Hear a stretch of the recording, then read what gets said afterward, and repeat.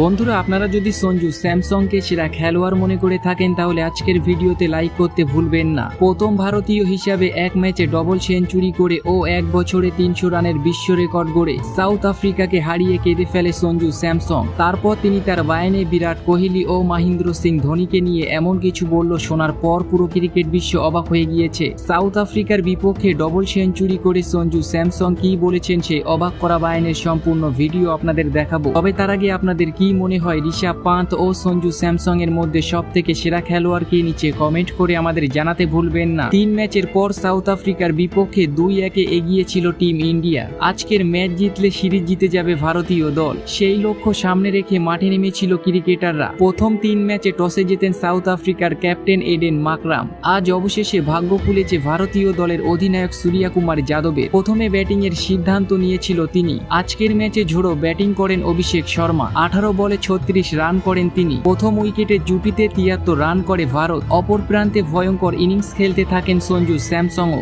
হায়দ্রাবাদে বাংলাদেশের বিরুদ্ধে 100 রান করেছিল সঞ্জু স্যামসং। চলতি টি-20 সিরিজে প্রথম ম্যাচেও জ্বলে উঠেছিল তার ব্যাট। আন্তর্জাতিক টি-20 ক্রিকেটে চতুর্থ ক্রিকেটার হিসাবে টানা 2 ম্যাচে সেঞ্চুরি রেকর্ড গড়েছেন তিনি। এরপর আচমকাই নিচের দিকে নেমেছিল তার ফর্মের গ্রাফ। সেঞ্চুরি করার পর জোড়া শূন্য জুটেছিল তার ভাগ্যে। পুনরায় শুরু হয়েছিল প্রশ্ন ওঠা। আজ ব্যাট হাতে ঝড় তুললেন তিনি। শুরু থেকেই ভয়ঙ্কর রূপ ধারণ করেন সঞ্জু স্যামসং। 56 বলে 6টি 4 এবং 9টি ছক্কার বিনিময়ে 109 রান করেছেন সঞ্জু স্যামসং এবং 47 বলে 9টি 4 ও 10টি ছক্কার বিনিময়ে 120 রান করেছেন তিলক ভার্মা। নির্ধারিত 20 ওভারে ভারতীয় দল একটি উইকেট হারিয়ে 283 রান করে সাউথ আফ্রিকার বিপক্ষে। এটা সাউথ আফ্রিকার দলের কাছে পাহাড়ের মতো। বন্ধুরা, এই ম্যাচ জেতার পর ও বিশ্ব রেকর্ড গড়া সঞ্জু স্যামসং তিনি তার বায়ানে কি বলেছেন চলুন দেখে আসি। সঞ্জু স্যামসং তিনি তার বায়ানে বলেছেন, আমি আমার মুখের ভাষা খুঁজে পাচ্ছি না কিভাবে বলবো আজকের ম্যাচের কথা। আজ আমি ভীষণ খুশি কারণ আমার দেশ ভারতবর্ষের জন্য আমি কিছু করতে পেরেছি।